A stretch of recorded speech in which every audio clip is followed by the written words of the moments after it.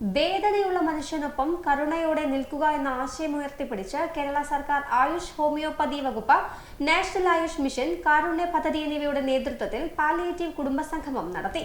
ചടങ്ങിന്റെ ഉദ്ഘാടനം ജില്ലാ വികസനകാര്യ standing committee chairman B P. Manoj നിർവഹിച്ചു. എരഞ്ഞിക്കൽ ജില്ലാ ഹോമിയോ ആശുപത്രിയിൽ നടന്ന ചടങ്ങ് കോഴിക്കോട് കോർപ്പറേഷൻ കൗൺസിലറും വികസനകാര്യ സ്റ്റാൻഡിംഗ് കമ്മിറ്റി ചെയർമാനുമായ ബി.പി. മനോജ് ഉദ്ഘാടനം ചെയ്തു. 285 ആളുകൾ പരിചരിക്കുന്ന ഒരു പാലിയേറ്റീവ്, തൊട്ടപ്പുറത്ത് അത്താണി പാലിയേറ്റീവ് ഉണ്ട്, തൊട്ടപ്പുറത്തെ ക്യാപിറ്റലേഷനി പാലിയേറ്റീവ് ഉണ്ട്, ഇതിന്റെ അപ്പുറത്തേക്ക് ഒരു സ്പർശം പാലിയേറ്റീവ് ഉണ്ട്. അങ്ങനെ നമ്മുടെ നാട്ടിൽ എല്ലാ മേഖലകൾക്കകത്തും പാലിയേറ്റീവ് ഇപ്പോൾ പ്രവർത്തിച്ചുകൊണ്ടിരിക്കുന്നു. സർക്കാരിന്റെ നേതൃത്വത്തിൽ പാലിയേറ്റീവ് പോകുന്ന ജില്ലാ ഹോമിയോ ആശുപത്രിയുടെ നേതൃത്വത്തിൽ ഒരു ഡോക്ടറും 2 സ്റ്റാഫും ഉൾപ്പെടെയുള്ള ഒരു പാലിയേറ്റീവ് സംവിധാനം കൂടെ പ്രവർത്തിക്കുന്നു.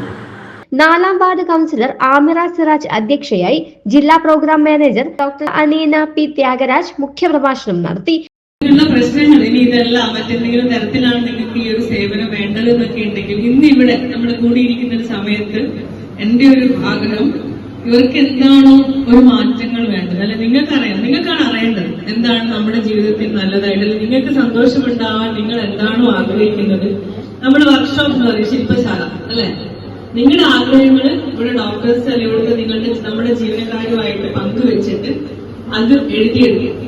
ആ എഴുതിയെടുത്തതിൽ നിന്ന് നമുക്ക് ഈ പ്രോജക്റ്റിനെ എങ്ങനെ മാറ്റം വരുത്താൻ പറ്റുമോ ആ രീതിയിൽ മാറ്റം വരുത്തിക്കൊണ്ട് നിങ്ങൾക്ക് കൂടുതൽ സേവനം കിട്ടുന്ന രീതിയിലേക്ക്. ഇപ്പൊ നമ്മൾ ഈ വർഷം ഇപ്പൊ ഇത്രയും കാലം നമുക്ക് ഹോമിയോപ്പതിയിൽ ജില്ലാ ഹോമിയോ ആശുപത്രി ആയിരുന്നു ഇവിടെ ഈ പാലിയേറ്റീവ് കെയർ സേവനം ഉണ്ടായിരുന്നെങ്കിൽ ഹോമിയോ കോളേജിൽ ഈ വർഷം ഒരു പാലിയേറ്റീവ് ഡോക്ടർമാരായ കബീർ, ഹരീഷ് ബാബു, ബിന്ദു, സന്തോഷ്, രഞ്ജിത്ത് എന്നിവർ സംസാരിച്ചു.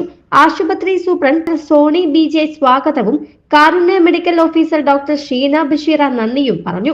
30ഓളം പാലിയേറ്റീവ് രോഗികൾ പരിപാടിയിൽ പങ്കെടുത്തു. ACV news, Kozhikode.